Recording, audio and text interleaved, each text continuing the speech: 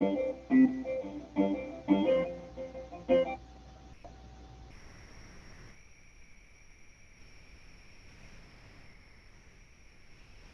tarde, senhores. Bem-vindos aí ao seminário Boa tarde. de Graf. Raul, você quer começar com as suas palavras, por favor?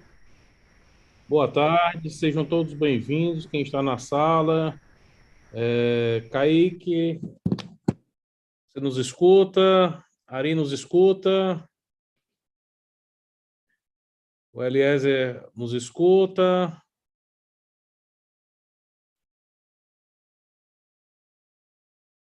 Eu acho que, Eliezer, você não está com o microfone. Ok, agora sim, é porque deu problema aqui na internet, mas já voltei. Tá. Emílio entrou novamente. Gráfica Leal nos escuta? Nós vamos começando, o Eliezer e Emílio, e a gente vai estar transmitindo essa nossa reunião via YouTube, via Instagram, via TV Antigraf e o blog da Paponet, tá? E então a gente quer levar para o nosso associado a melhor informação. Agora sim. Tá. Eu vou pedir para ver se a gente desabilita os microfones e deixa apenas o Eliezer, o do Paulo e o do Emílio ligados, para poder facilitar e a gente escutar, tá? Então, aliás, eu queria que tu desse uma explanada mais ou menos naquela questão das alíquotas, né, dos impostos que vão, das modificações principais, e eu queria que o Emílio depois nos desse uma explanada técnica, daquela forma que a gente, no mesmo mecanismo que a gente utilizou aqui no CID Gráfica, tá bom? Com a palavra, aliás, você. Ok, Raul, boa tarde a todos. Bom, a reforma tributária passou, bom, na Câmara, né? Está agora no Senado, tentando arrumar a sociedade, de um modo geral, que estava, eu diria, desacordada, ou pelo menos não acreditava mais com a reforma dessa sair depois de 30 anos comentando, todo mundo ficou naquela expectativa. A impressão de que todo mundo tinha, eu tinha e todos tinham, era de que era mais um ano de discussão e a reforma não seria aprovada. E isso fez com que, no meu modo de ver, fez com que as pessoas deixassem muito por conta do próprio Congresso, das cartas de todo o processo, apesar de todas as reuniões, apesar de todas as audiências públicas que foram feitas, apesar de muitas mudanças, mas as mudanças basicamente que aconteceram de última hora, no último dia, no apagar das luzes, com o fechamento, e aí meia-noite e tanto se vota num turno, no primeiro, em segunda votação, uma seguida da outra, naquele 17 de julho, né, se eu não me engano, foi essa data. Muito bem. Ao votarem, uma série de coisas que foram incluídas nessa reforma, que basicamente está se transformando numa reforma de meio problema, porque o problema inteiro, que é a tributação como um todo do país, não está sendo atacada com os impostos de renda, com os impostos sobre patrimônio, os demais impostos, a não ter dois casos específicos que eles colocaram no meio dessa enxurrada de mudanças, basicamente, imposto do consumo, tentando adequar os impostos do Brasil a um IVA, né? Aparentemente um IVA que existe em diversos países do mundo. Mas aí, em meio a essa situação, eles fizeram deram vários nomes, né? Primeiro tinha várias propostas, né? A 45, a 110, a 46, que era a melhor de todas, que nem foi discutida com mais afinco, mas foi votado a emenda constitucional 45, com uma infinidade de modificações em relação ao seu projeto original, principalmente na reta final, para conseguir a aprovação e satisfazer prefeitos e governadores, que eram os políticos que mais tinham capacidade de pressionar e que foram para cima e pressionaram lá na última hora para a votação. Então, algumas coisas que foram aprovadas, a gente vai falar, que foi o lobby de prefeitos, o lobby de governadores, né? E dois são grandes problemas. Eu vou citar esses dois porque são grandes problemas. Mas aí, o que aconteceu? Foi votado, o que foi votado foi a transformação de 5 tributos em 2. 2 impostos, um estadual e um municipal, foi transformado num imposto único, que é o IBS, Imposto sobre Bens e Serviços, pertencente aos estados e municípios. Juntaram os 2 impostos num só. E PIS, COFINS e parte do IPI foi para a CBS, que é a Contribuição sobre Bens e Serviços, de competência federal. Ainda criaram um imposto seletivo que ele é de competência federal, que ele praticamente já existe hoje, que é o IPI, que o IPI é um imposto seletivo, por sua natureza, ele tem uma seletividade extensiva, inclusive, e aí o que foi feito foi uma replicação com algumas outras coisas que estão até mais preocupantes, ao terem colocado na Constituição algumas coisas que antes não existiam, que são muito específicas. Por exemplo, você tem um imposto que ele chama de seletivo, em função dessa essencialidade do produto, ou do que ele causa, não é a essencialidade, porque a essencialidade é o que já existe hoje na Constituição, mas em função do mal que esse produto cause à saúde ou ao meio ambiente. É complicado, porque quando você fala de meio ambiente, pneu vai impactar no meio ambiente.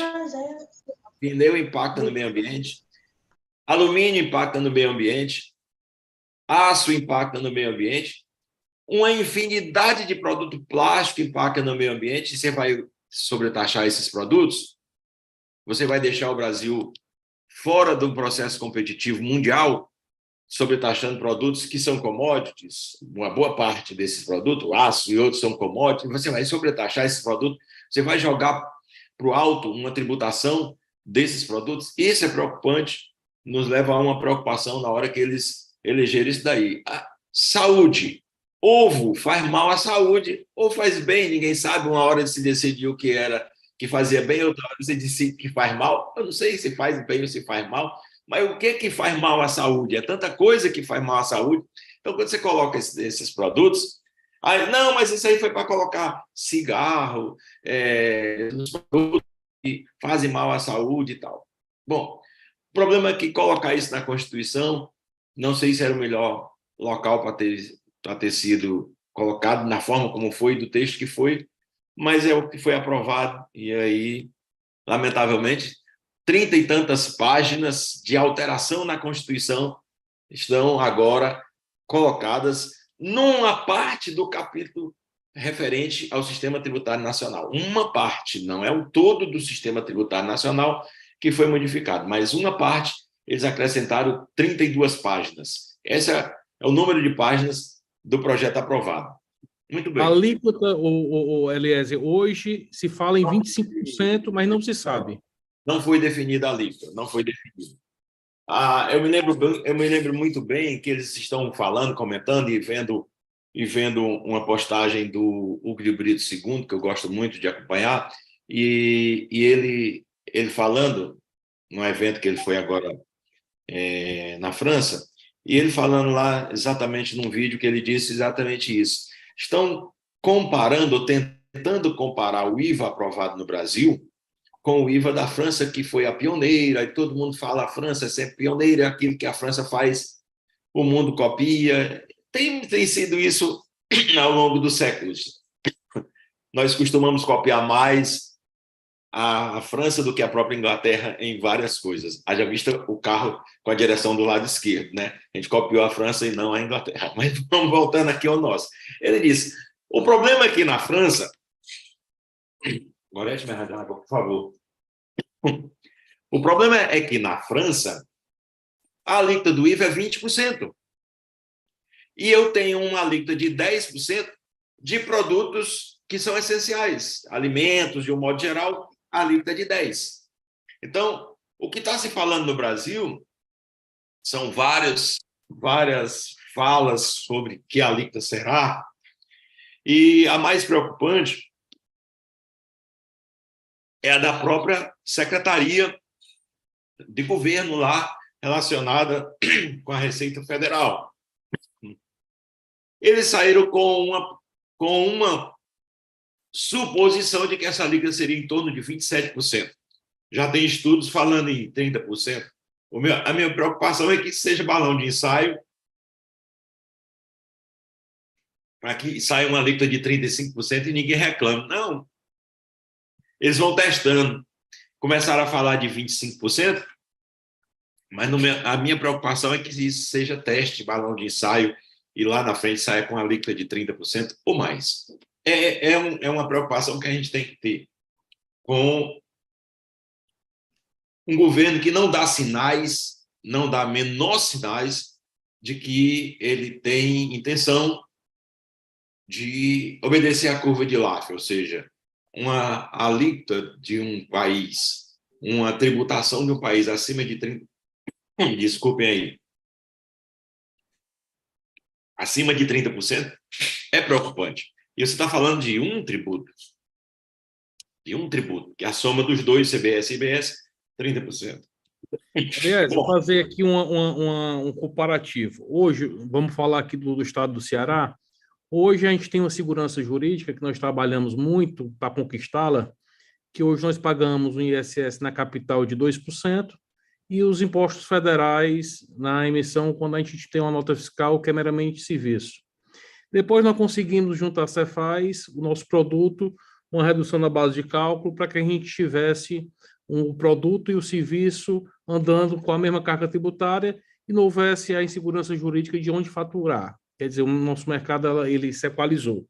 Com essa transição desse IVA, a gente deixa de pagar o ISS, deixa de pagar o PIS, deixa de pagar o COFINS e passa a pagar uma alíquota única que a gente ainda não sabe qual vai ser essa alíquota.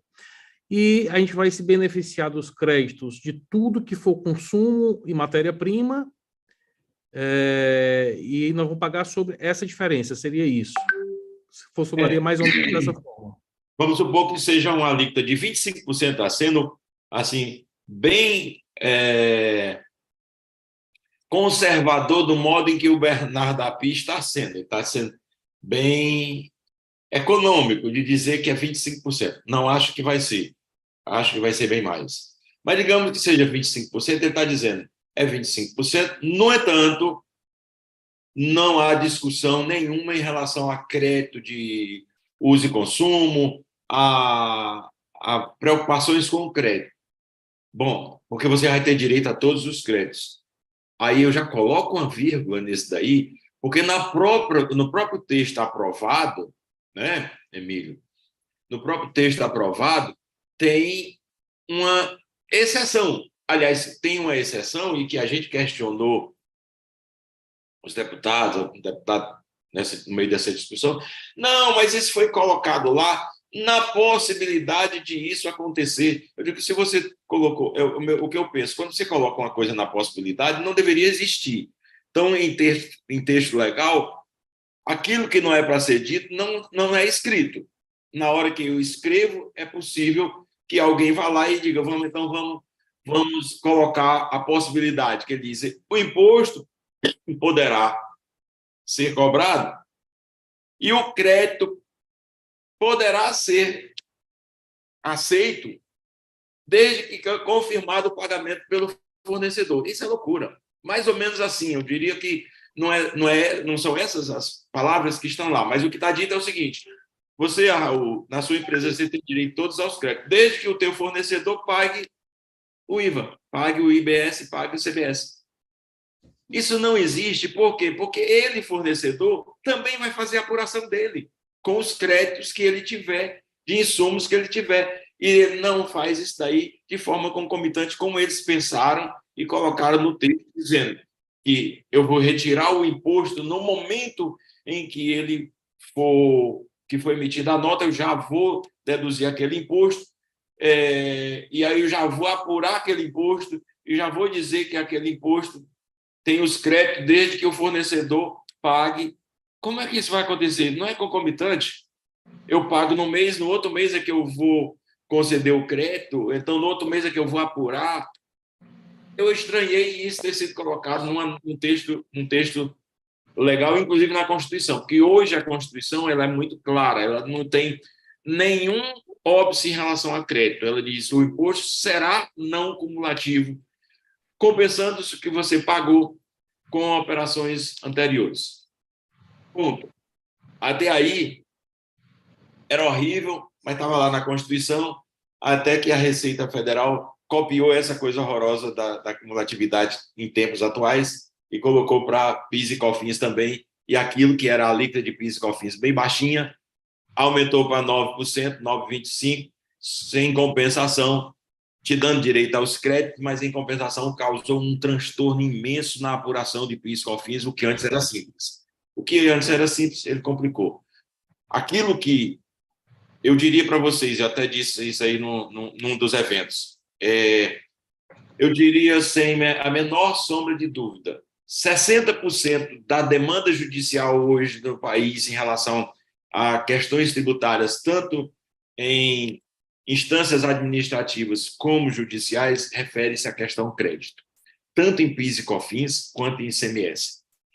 Se nós temos esse problema nos créditos, como é que se resolveria você transformar um imposto, esse daí, que hoje é não cumulativo, no imposto cumulativo, desde que a alíquota fosse baixa?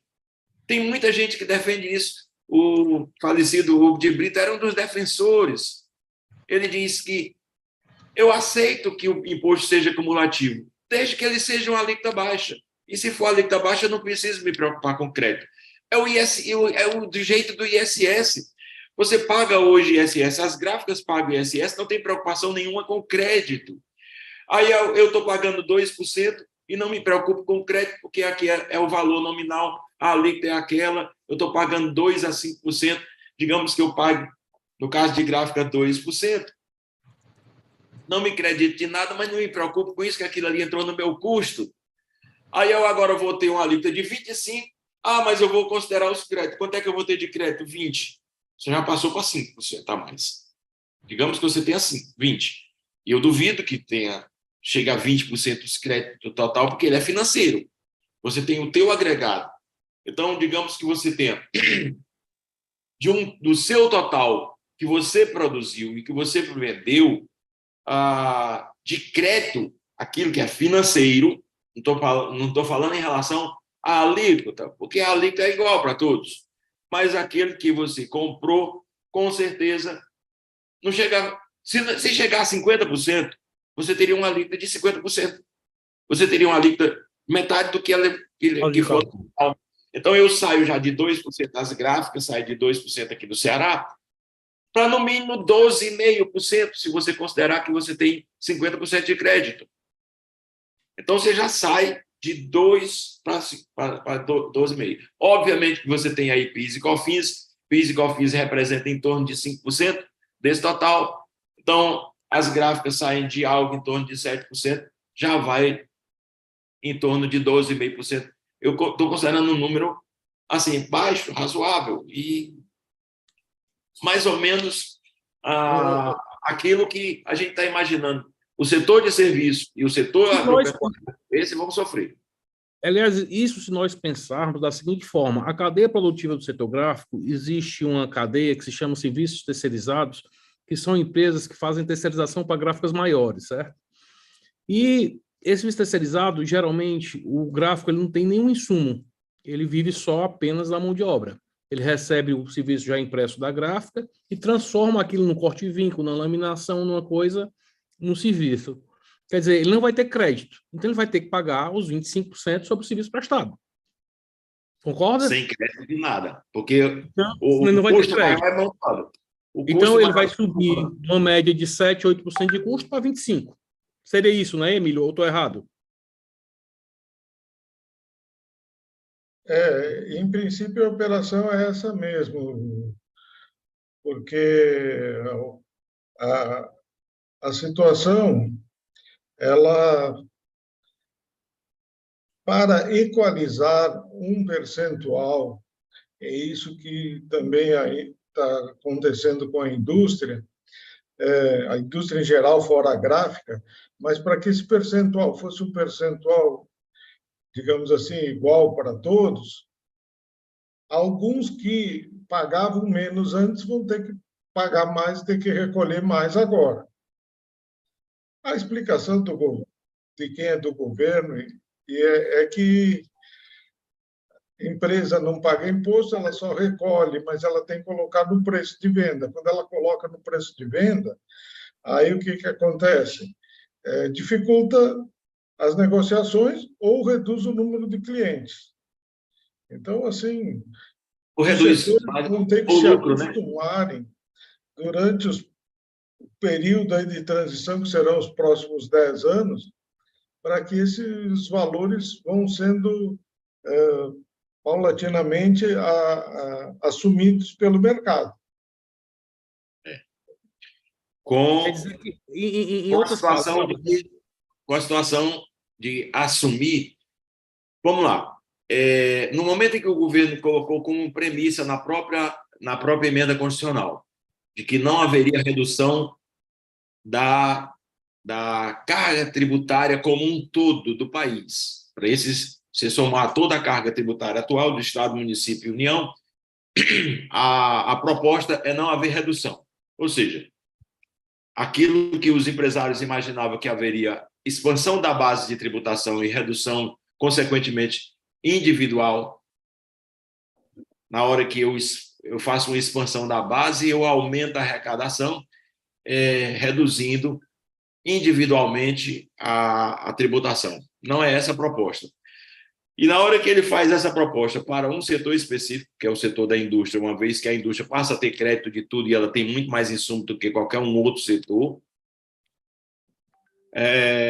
eu vou afetar aqueles setores que têm muito menos insumos, portanto, tem muito menos créditos. Que setores basicamente são esses que todo mundo já sabe e está todo mundo falando? O setor de serviços e o setor agropecuário. Por quê? Porque o setor agropecuário tem uma grande produtividade e baixo nível de insumos.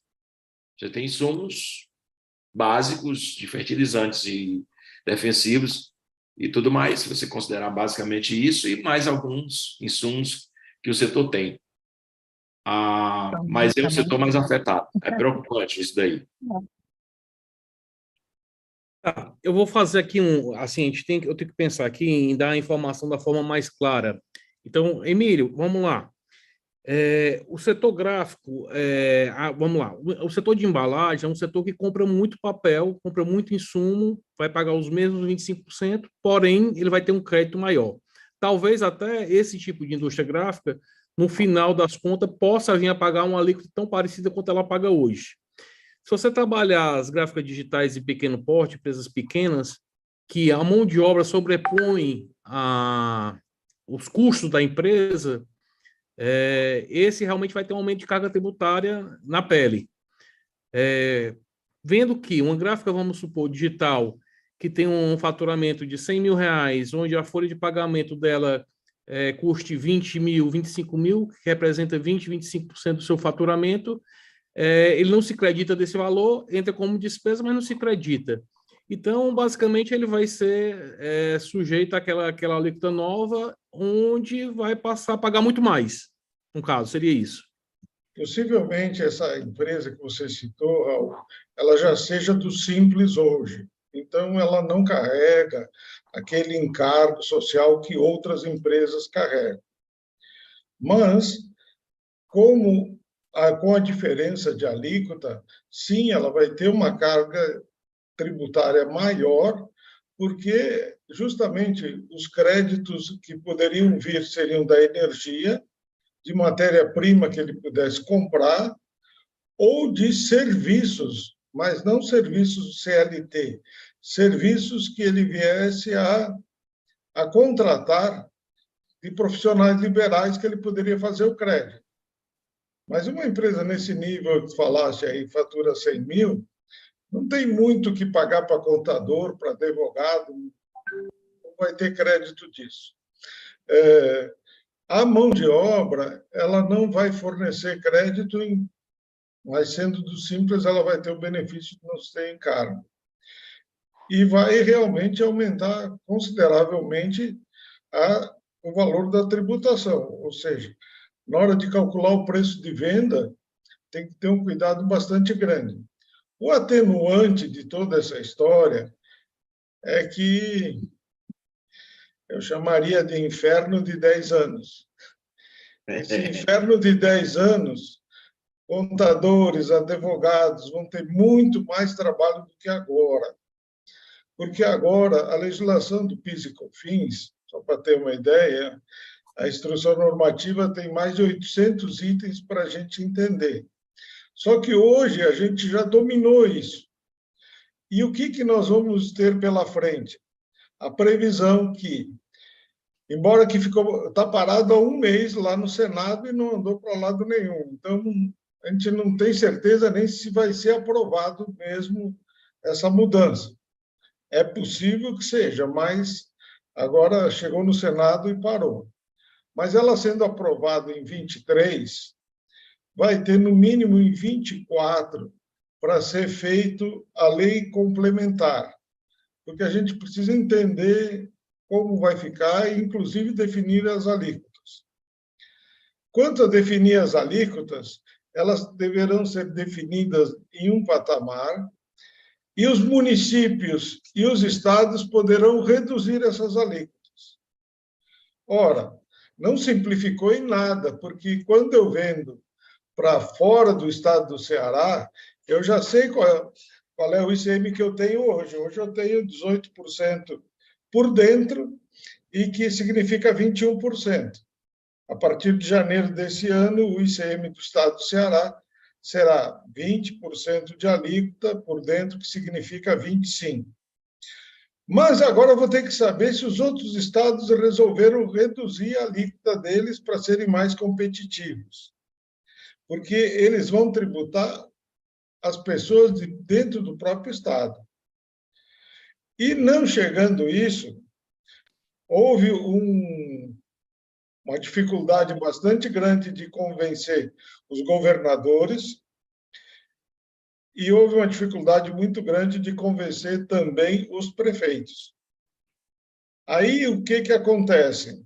Além desses 5 impostos que o Eliezer citou, para resolver esse assunto com governadores e prefeitos, ficou instituído que o ITCDM, que é Imposto de Transmissão e Doações, o Estado, Ceará, hoje é de 4 a 8. Que o Roberto, acho que nós falamos de 2 a 8. Que é do Maranhão. Oi?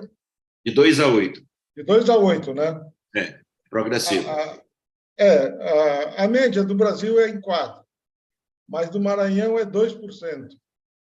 Esse imposto, quando for doado um bem ou uma herança, alguma coisa nesse sentido, ele está em aberto e os governadores é que vão definir essa tributação. Então, a preocupação é na venda do produto, sim, mas foi dado direito aos governadores fazerem isso. Bem como foi dada uma certa liberdade aos prefeitos para reformular a legislação do IPTU. Por decreto. Em princípio... Oi? Por decreto. Por decreto. Não precisa os vereadores aprovar. O próprio prefeito pode determinar o seguinte: possivelmente o que está se ouvindo é que as alíquotas de IPTU de terreno é mais, de prédio é menor, as alíquotas permaneçam as mesmas. o que deverá acontecer com o IPTU? O IPTU deverá o imóvel ser valorizado a valor presente. Então, quem tem uma casa que faz 20 anos, essa casa foi sendo corrigidos os valores, mas o mercado corrigiu mais, então vai ter um IPTU a mais a ser pago. Tudo isso que a gente está enxergando é geração de receita para poder fechar a LDO, a Lei de Diretrizes Orçamentárias, que está no Congresso. O deputado cearense Danilo Forte, que é o relator. Tivemos até na FIEC, segunda-feira passada, a presença dele também aqui. E ele é o relator da LDO. O responsável é o Ministério do Planejamento. A ministra Simone Tebet já declarou que eles já encontraram a fórmula para poder fechar receitas com a previsão de despesas. Ou seja, se falava numa dificuldade de 168 bilhões, e, segundo ela, já foi identificado. Uma identificação, depois o Eliezer me ajuda também, até eu coloquei no chat aí a informação, é a medida provisória 1185. O que é essa medida provisória? Aquelas empresas que têm incentivo estadual de ICMS, esse incentivo ele é considerado pela Lei Complementar 160 uma subvenção de investimento e, portanto, ele não está disponível para ser cobrado imposto de renda sobre ele. Dependendo do tipo da empresa, se é lucro real, lucro presumido, mas desse valor que as empresas têm de incentivo do Estado, e alguém pode dizer assim, mas eu não tenho esse incentivo. Você pode não ter, mas o cliente que vai lá comprar o seu produto trabalha numa empresa que tem um incentivo, e só por isso que ele pode comprar o produto da gráfica também. Então, a medida provisória estabeleceu que o incentivo estadual poderá ficar 40% menor do que é hoje. Com um agravante, a empresa tem até a metade do ano de 24 para prestar as informações. 40% menor, porque ela está cobrando contribuição social sobre o lucro líquido e imposto de renda sobre esse benefício. Por isso Exatamente. que ele está 40% menor, porque é aí onde ele está querendo arrecadar mais. Mas a gente continua pagando imposto de renda e o CSSL? Continua. Sim. Isso não mudou nada, não interferiu nada. Entendi. E eu pergunto, Emílio, as indústrias gráficas que estão hoje no Simples, permanece a mesma regra? As indústrias gráficas permanecem o Simples. Eles não, até agora o que temos de informação é que não vão mudar a legislação do Simples. Mas ela tem uma mudança estrutural. Eu tenho uma opinião, ele queria escutar o Eliezer também. As empresas gráficas que estão no Simples, elas vão sofrer uma dificuldade de mercado pelo seguinte: se ela tem um concorrente, uma gráfica que não é do Simples, essa gráfica ela vai poder oferecer crédito para quem está comprando. E, basicamente, para resumir a história, aliás, pode explicar melhor até, mas a empresa do Simples ela não vai poder transferir o crédito para o cliente de vocês.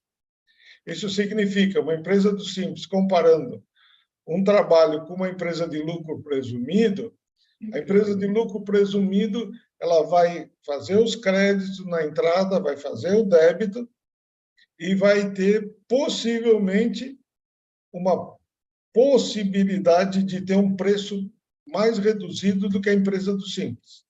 Por isso que eu digo que eu tenho só uma restrição em relação a isso daí, Emílio. É a seguinte, porque na hora em que eu não transfiro crédito, a empresa do Simples, ela mantendo o mesmo nível de tributação de hoje, ela é mais competitiva. E ela é mais competitiva. E aí o fato de você de você transferir crédito, isso aconteceu bem no início em relação ao Simples Nacional para vários setores, que muitas empresas grandes queriam o crédito de ICMS e não tinha em relação ao Simples Nacional, aí acabaram por deixar de comprar, mas depois o mercado se adequou. Vai acontecer da mesma forma, num período de transição, muitas empresas que são fornecedoras de outras empresas, que estão no Simples, que são fornecedoras de outras empresas, poderem não transferir crédito, e aí o que vai acontecer no mercado, o mercado vai se adequar em relação a custo. Só isso. Se ela for mais competitiva e conseguir competir, talvez ela permaneça no Simples, talvez seja vantagem, por conta dos impostos, se a carga tributária for muito alta do IBS e da CBS. Mas, você tem toda a razão, é um desincentivo para as grandes empresas que vão fazer os seus negócios, dizer, eu só compro de empresa que me forneça crédito. Pode ter essa premissa, e aí as empresas do Simples, no início até que realmente as melancias se acomodem aí no caminhão, vai ter muita coisa para a estrada para andar. Aliás, eu acredito que vai ficar muito complicado a pessoa que for do Simples, a indústria que for do Simples, consiga vender para a indústria, porque a indústria vai necessitar plenamente do crédito, porque a alíquota se torna muito cara. Sim. Todo mundo vai querer o crédito. Eu acredito que fica fadado. O que faz a diferença, o que vai fazer a diferença é uma empresa do Simples. Se tiver um custo mais baixo, ela vai poder oferecer um desconto que a deixe competitivo com uma empresa que não seja do Simples, entendeu? Média 15% mais barato. Qual é o custo principal que afetaria? Os próprios tributos. Então, esses tributos. Mas o restante dos custos, basicamente, as duas têm custos parecidos, né? As gráficas, você teria mais ou menos custos parecidos. Então, aonde uma ganharia? Nesse aspecto. Essa é a preocupação. Uma gráfica maior normalmente tem uma competitividade maior, porque tem máquinas mais modernas, máquinas que consomem menos energia, tem menos mão de obra porque ela é mais habilitada com o maquinário. Então, assim, vai ser caso a caso, mas eu diria que é preocupante. Pode dizer, continue. A empresa do Simples, ela vai poder transmitir crédito para o seu cliente, mas ela vai ter que fazer o conta corrente que a empresa do lucro presumido faz, ou seja, creditar na entrada, depois recolher diferenciado. Separado, né? Recolher separado o CBS e IBS. IBS, CBS, que já complica, e continuar recolhendo separado o imposto do Simples. Então, nesses casos, mas o que eu digo que sim, que fica muito tumultuado para a empresa que vai comprar, saber se o cara está fazendo crédito, se não está, se vai poder me dar crédito, vai ter que me dar uma declaração, eu, comprador, que eu posso fazer o crédito. É um caso muito parecido com o tal do cashback. O cashback é uma forma de financiar o governo por aquelas pessoas que têm pouco recurso financeiro. Ou seja, em 60 dias, quem fez uma compra e teve algum imposto incluído e, de repente, ele digamos assim, para simplificar, do Bolsa Família, que já está identificado, que tem uma conta no banco, e ainda não está claro como que vai ser identificado isso. Em princípio, é a própria Receita que vai identificar.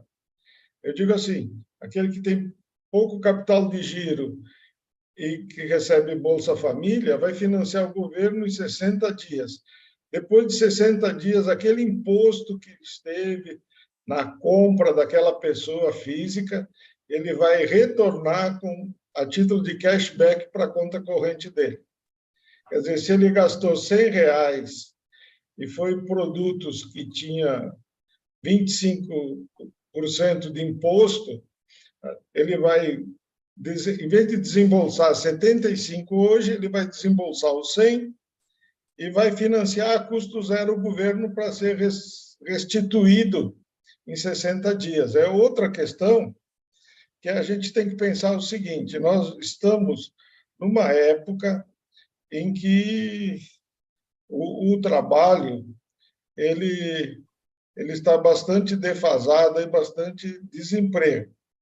Por exemplo, o estado do Ceará tem 1.200.000 pessoas com Bolsa Família e 1.100.000 pessoas com carteiras assinadas.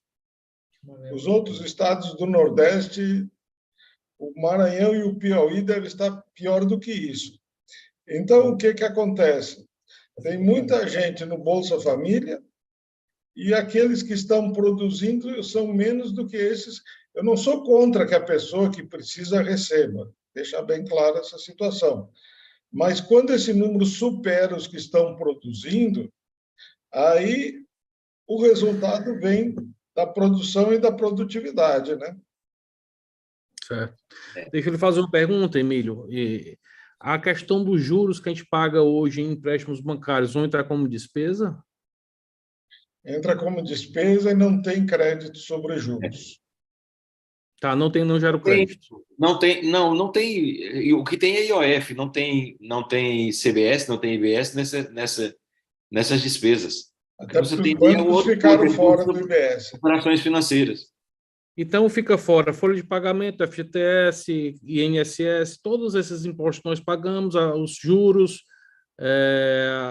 as despesas bancárias, tudo isso nada vai entrar como crédito, só como despesa. Só como despesa. Exatamente. Tá.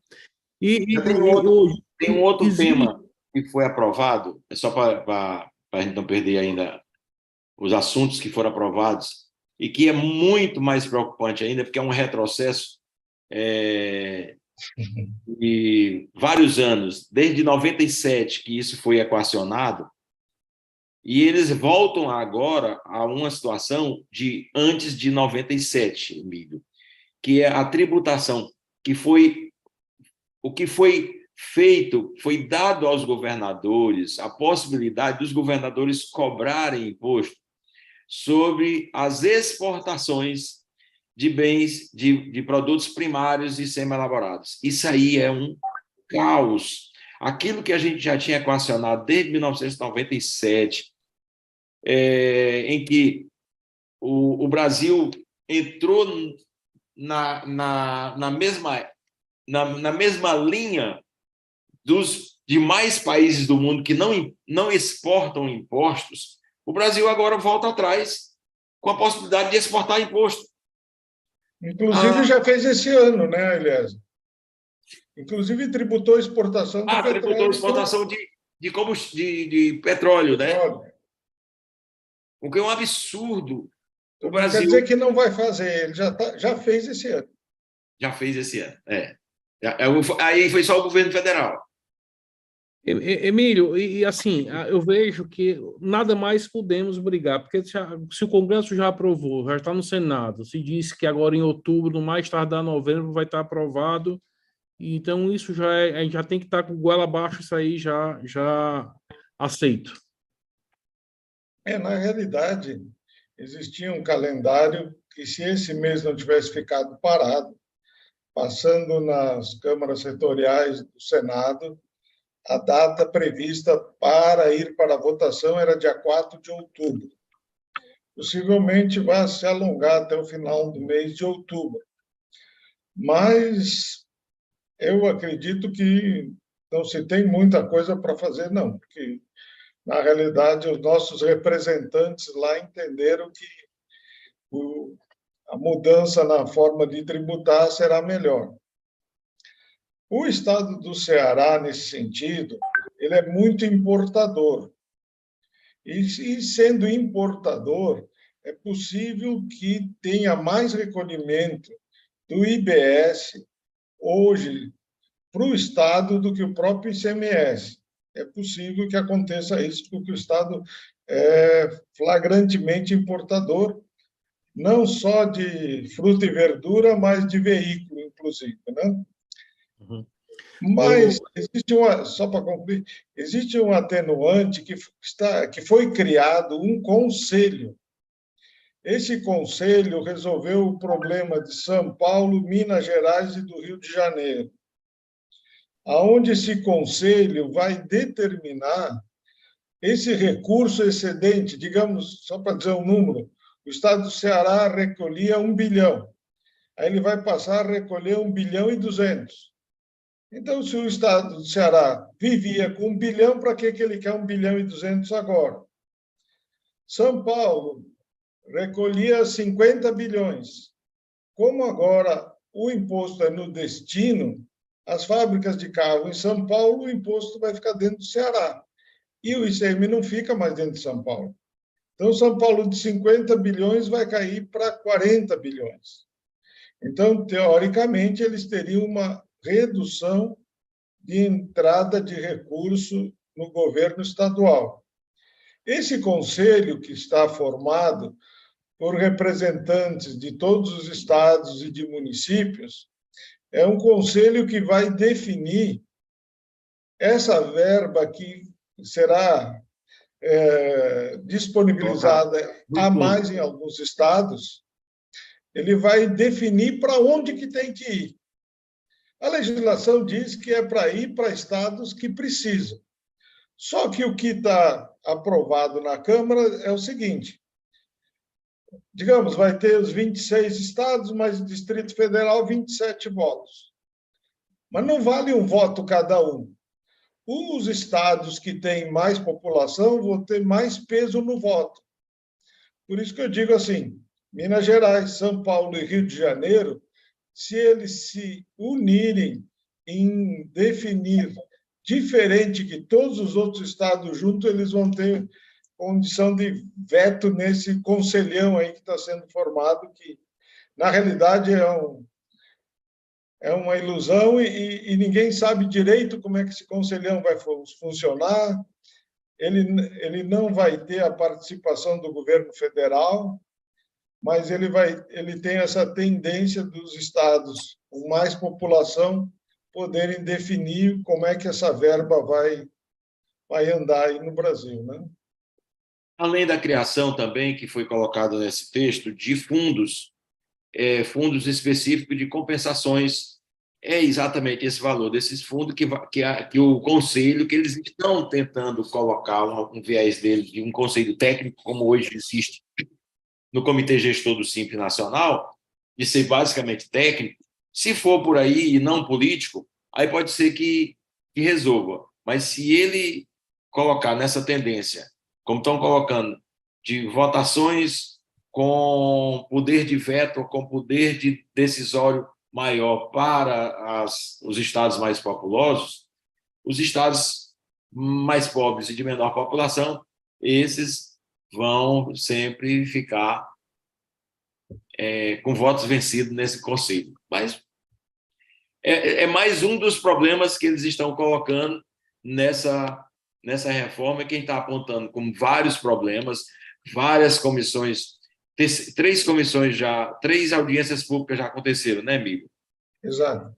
Mas a previsão era que já era para estar a 6ª ou 7ª audiência pública, e simplesmente só aconteceram essas 3 ainda em agosto, no início de agosto, do final de agosto para cá, não aconteceu mais nada, e aí a previsão inicial de outubro, talvez, como você tem razão, talvez ela seja adiada, mas não vamos nos enganar, pessoal. Raul, não vamos, todos nós achávamos, não vai passar, isso daí não é coisa para esse ano, isso daí é coisa para mais 10 anos para frente, e foi votada numa madrugada, e votada numa madrugada, numa votação seguida da outra. Não tenho dúvida, eu não tenho dúvida, vai acontecer a mesma coisa no Senado. Uma hora, quando... Eu acredito, César, que esteja mais... Eu acredito que esteja mais perto do que longe, aí com esses novos ministérios, essas mudanças de cadeiras, isso aí é para aprovação da reforma tributária. Mas eu queria dizer que a gente já está com 55 minutos, e eu queria abrir aqui um espaço para perguntas, De alguma pessoa da sala que queira perguntar, tirar alguma dúvida? Alguém quer fazer pergunta? Eu tenho uma aqui.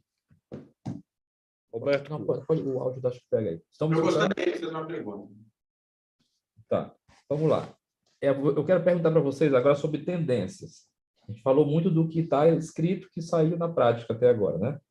Mas o que se fala? Primeiro que se fala que a alíquota tinha se falado em 25, que talvez ela aumentasse para mais, para poder cobrir uma série de subvenções que a Câmara colocou para vários setores que vão pagar uma alíquota menor, é isso?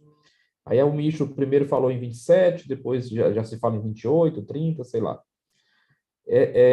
Eu queria saber o seguinte, o Senado está caminhando para homologar o que a Câmara fez ou vai querer mudar essa questão das subvenções que foram dadas para alguns setores?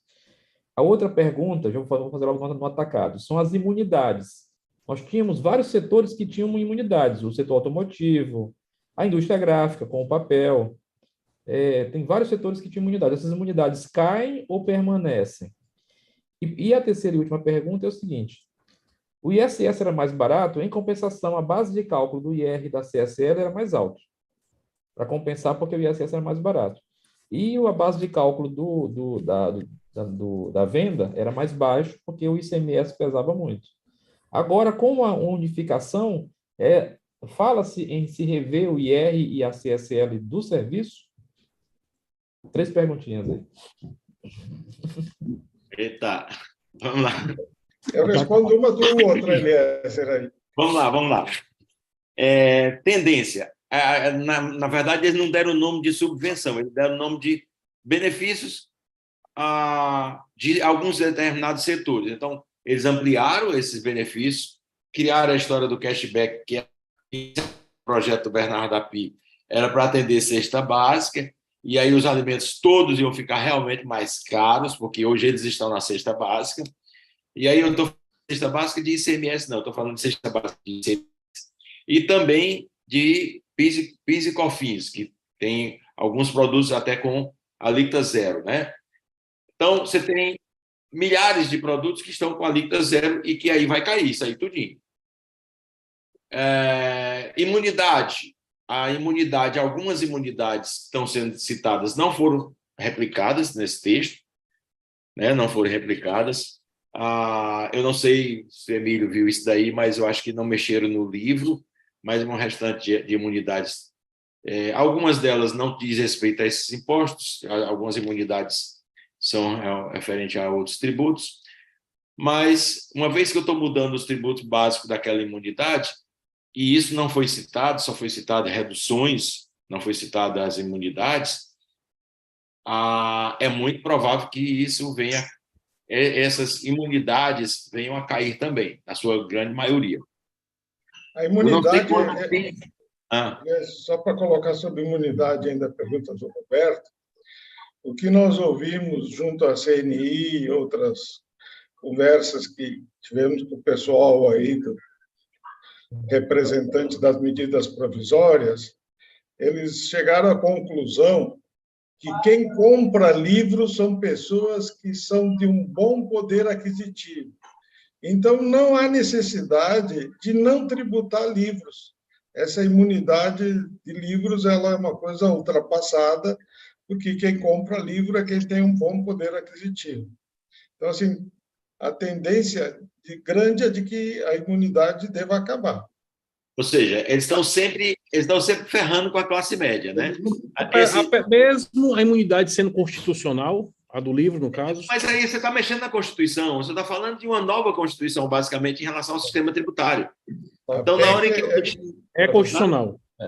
Na hora que eu mexi na imunidade do livro, que essa imunidade está dentro do sistema tributário em relação a impostos, apenas impostos, e não tributos, que é uma imunidade de impostos, né, sobre o livro.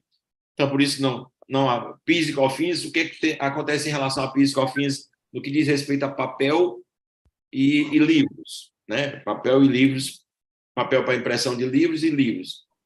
O que tem lá é alíquota zero. o que tem a alíquota zero. Mas é tributado. PIS e COFINS é tributado, mesmo que seja com a alíquota zero. Então, é um benefício que foi colocado fora da Constituição. Aí, se eu estou saindo de PIS e COFINS e estou indo para outro tributo, e esse outro tributo tem outras bases de cobrança, tem outra forma de cobrança, isso aí foi tudo por água abaixo. Milhares de alíquota zero que estava lá previsto, de todo tipo. Eles ficam criticando, colocando, mas é porque estava na cesta básica o salmão, estava o queijo suíço, estava na cesta básica, aí dando porrada na classe média, o tempo inteiro é isso. É o que ele fez aí nessa medida provisória em relação a essa questão da intenção de tributar o super rico, que na verdade vai tributar quem tem rendimentos no exterior de R$6.000. R$6.000 não é super rico, né? Mas tudo bem. Qual é a Constituição que vocês estão falando, hein? Que não existe mais. Não, a Constituição ainda existe. O que está sendo mudado Só estão perdoando os ladrões todinho. Não vão resolver esse negócio da imunidade. Isso é bobagem, rapaz. Bom, mas aí, de qualquer modo, em relação o restante da pergunta do colega foi: as subvenções não mudam? O setor, ele falou do setor gráfico, uma pergunta dele, acabei. Pode repetir aí? Em qual parte? Vamos lá. Foram três perguntas. A última que você não respondeu é o seguinte: o IR e a CSL ele é mais alta para serviço hoje. Sim. Com a uniformidade do CBS e do IBS, vai ficar uma alíquota só, vai ficar injusto para serviço, vai ficar com uma tributação mais alta. Tá. É provável, e eles já estão falando de uma reformulação, já estão falando de uma proposta de alteração do imposto de renda, e aí ela deve vir, e aí, nesse caso das alíquotas, eu não necessito mudar a Constituição para fazer isso daí. Uhum. Basta leis ordinárias ou mesmo decreto que eu faço isso daí em relação às alíquotas, né? Então, não há preocupação, porque se isso daí é uma grita que vai acontecer efetivamente, e eles vão ter que igualar essa mesma tributação que existe de imposto de renda e CSLL para todos os setores, uma vez que está todo mundo agora pagando um único tributo. Então, vai ter que ser todo mundo igual. Tá. A esperança é de que não seja igual para cima, né? Eu creio que eles vão ter um pouco mais de cuidado em relação a isso daí. Sim. Mais alguma pergunta dentro do grupo? A mãozinha está funcionando, tá? Eu tenho uma pergunta. E Paulo. Bom, Paulo, pode dizer. Boa noite, né, pessoal? De forma resumida, por simples, né? Para quem é simples, não vai ter muita alteração, vai mudar o nome do imposto, né? Pelo que eu entendi. A alíquota que não foi definida ainda, aí vocês vão me corrigir se eu estiver errada. E o que vai acontecer muito, que a expectativa é em relação à competitividade, né? De que as empresas que não são simples, ela vai poder creditar ao cliente, não é isso? A minha preocupação em relação à simples, ela vai acontecer, por exemplo, enquanto eu estou convivendo com as duas regras tributárias, a regra atual e a regra futura que foi aprovada no período de transição de 10 anos, eu vou ter a incidência desses dois impostos dentro do Simples, que eu não mudo. Eu posso manter ICMS e ISS dentro do Simples Nacional durante o período de transição. Isso não foi dito, mas é uma das coisas que vem sendo comentada. A não ser que a empresa do Simples resolva pagar a CBS e IBS para poder conceder crédito a terceiros, e aí ela vai ser como opção. Mas a tributação do Simples permanece, e os Simples não estão querendo mexer no Simples. Se bem que me preocupa, porque no mês de julho saiu uma portaria, e aí o pior de tudo é isso, porque foi uma portaria do governo federal, e ela não inclui pessoas dos estados e municípios que fazem parte do Simples, mas criou uma comissão do governo federal para discutir o Simples.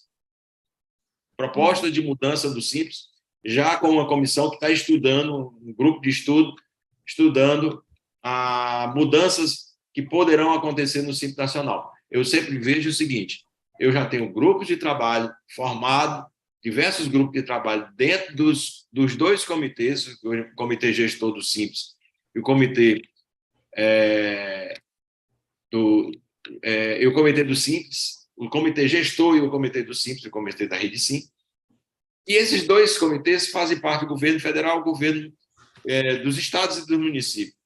Por que a criação de um grupo de trabalho específico só a nível federal para tratar do Simples? É uma das preocupações que eu sempre fico com o pé atrás quando eu vejo algo desse tipo acontecendo, que pode ser que venha alguma proposta do governo federal para alterar a legislação do Simples e passar de roldão, como passou várias outras aí, né? Respondido, Paula? Deu para tirar a dúvida? Deu sim.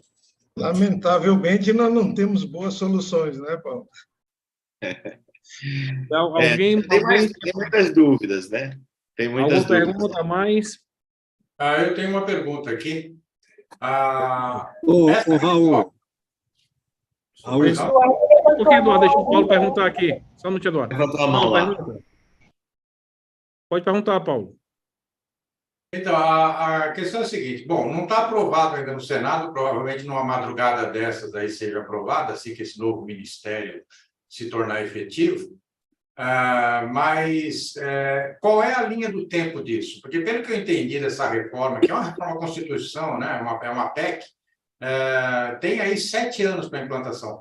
Quando o impacto dessas alterações começam a acontecer, ou já acontecem esse ano, já acontece ano que vem? Quando isso começa a impactar a economia?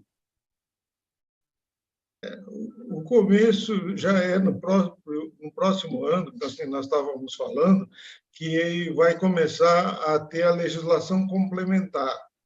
Eles estão estimando que até 25 essa legislação complementar esteja pronta. A partir de 26 é que realmente seja implementado essa condição nova. Mas a ideia é que, a partir do primeiro ano, já cobrasse 1% para saber, ter uma ideia de quanto que o país recolheria sobre isso. Na realidade, a gente está saindo daquilo que eu falei antes, de um fator que é complicado, mas a gente conhece, para algo que parece mais complicado e a gente não conhece, né? E ainda mais ainda, como os estados, a maioria, aumentaram as alíquotas, inclusive o estado do Ceará aumentou para o próximo ano, na hora em que eu tirar 1% para CBS, PIS, COFINS, dos impostos estaduais, os impostos que hoje existem, do imposto que hoje existe, eles vão tirar 1% desse total, não sei em que proporção, porque aí você tem ISS é uma coisa, ICMS é outra, e aí vai transferir isso daí para os novos impostos, numa fase de transição, como que eles chamam de período de teste, né? Esse período de 1% é o período de teste, mas você vai tirar de um para pagar o outro. Mas tem uma outra preocupação, isso daí é um ponto, que é a questão desses novos impostos. Mas você tem aqueles impostos que já existem, que foi aprovado nessa Constituição, e que provavelmente já mude no próximo ano com a lei complementar, outra que eles façam, para abranger o IPVA de aeronaves, embarcações, e para abranger o novo ITCD, ou ITCD ampliado que eles querem fazer, e que tenha vigência já a partir de 2025, porque isso não está na transição, essas regras em relação a isso daí, como também a tributação dos governadores que vão fazer nas exportações de bens de uso, aliás, produtos primários e semi-elaborados. Quer dizer, um franco retrocesso daquilo que foi já reequacionado 97 para cá, tem quantos anos? Quase 30 anos, né? 25, 26 anos, né? Então, aliás, nós estaremos impactados já dia 1º de janeiro do ano que vem. Não, no mínimo no 1º de janeiro Pelo ICMS, sim. ICMS os 20%, certo. Mas, o ICMS vai impactar por causa da lei estadual, que vai aumentar para 20% para tudo. tá, Gráficos mas do estado do Ceará, o ISB, já a gente sabe vai que ter aumenta, né? o ISB vai ter que ter aquela quarentena, noventena. Deve ter. O novo IBS, provavelmente com a lei complementar que seja aprovada em 2024, a vigência de tudo isso aí vai acontecer a partir de 2025. 2025, né? Tá. É. Eduardo ainda se encontra na sala? Outro fator que... Pode falar. Eu só ia Tá, tem mais comentar um alguém? fator Alguém que mais o quer Eliezer fazer? falou dos aviões. Quem for táxi aéreo não tem que fazer esses pagamentos que estão sendo estipulados, e nem quem comprar avião pelo Uruguai também não precisa pagar nada aqui no Brasil, não. Eu acho que isso aí não vai ajudar muito, não. Não vai ajudar nada. E as embarcações, os iates e embarcações recreativas, todas vão se filiar às zonas pesqueiras do nosso litoral e serão barco de pesca, todos. Basta você botar um caniço lá, um anzol, já é barco de pesca. A Zona Franca de Manaus permanece intacta, né? Até 73. Mais ou menos, porque ela permanece intacta numas regras que vão... Eu tenho essa preocupação, porque eles vão conceder um benefício lá, na Zona Franca, e que hoje ele tem um benefício numa determinada tributação, e uma parte dessa tributação muda. Então, eles vão manter o benefício? Vão.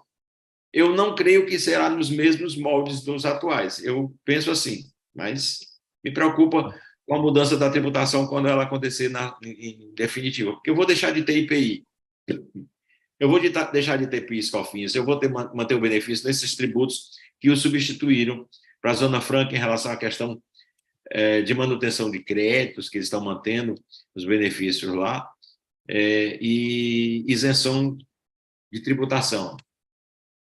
Tá, perfeito. Então, queria então fazer uma palavra final, porque nós ficamos de encerrar às 18 horas, nós já superamos nosso tempo aqui em 11 minutos, tá?